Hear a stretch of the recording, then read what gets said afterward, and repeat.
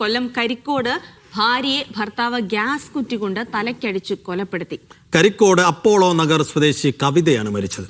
പ്രതി മധുസൂദനൻ പിള്ളയെ കസ്റ്റഡിയിലെടുത്തു. ലിജോ റോളൻസ് വിശദാംശങ്ങൾ നൽകും. ലിജോ, എന്താണ് സംഭവിച്ചത്? ലിജോ, സൈഫുദ്ദീൻ കഴിഞ്ഞ രാത്രി 11 മണിയോടുകൂടെയാണ് ഈ കൊലപാതകം നടക്കുന്നത്. കൊല്ലം കരിക്കോട് ആണ് ഈ സംഭവം നടന്നിരിക്കുന്നത്.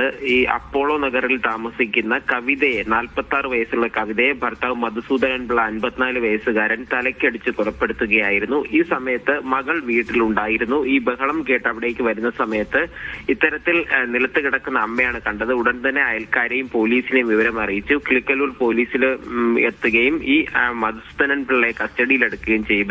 കവിതയെ ആശുപത്രിയിലേക്ക് മാറ്റിയെങ്കിലും ജീവൻ രക്ഷിക്കാനായില്ല. ഈ കുടുംബ പ്രശ്നങ്ങളാണ് ഈ കൊലപാതകത്തിന് കാരണമെന്നുള്ളതാണ് പ്രാഥമികമായിട്ടുള്ള ഒരു നിഗമനം. കാരണം സാമ്പത്തിക ബാധ്യതകൾ ഉള്ളതായിട്ടുള്ള ഒരു വിവരം പോലീസിന് ലഭിച്ചിട്ടുണ്ട്. മാത്രവുമല്ല, ഇവർ തമ്മിൽ ഇടയ്ക്കിടയ്ക്ക് ഇത്തരത്തിൽ വീട്ടിൽ പ്രശ്നങ്ങൾ ഉണ്ടാകാറുണ്ടായിരുന്നു. മദ്യപിച്ചെത്തി പ്രശ്നം ഉണ്ടാകുന്നതൊക്കെ പതിവാണ് എന്നുള്ള കാര്യമാണ് പോലീസിൽ നിന്നും അറിയാൻ കഴിയുന്നത്. ഒരു മകനും ഒരു മകളുമാണുള്ളത്. മകൻ വിദേശത്ത് ജോലി ചെയ്യുകയാണ്. മകൾ നഴ്സിംഗ് വിദ്യാർത്ഥിനിയാണ്. എന്തായാലും പോലീസ് തുടരന്വേഷണവും ആരംഭിച്ചിട്ടുണ്ട്. സൈഫുദ്ദീൻ.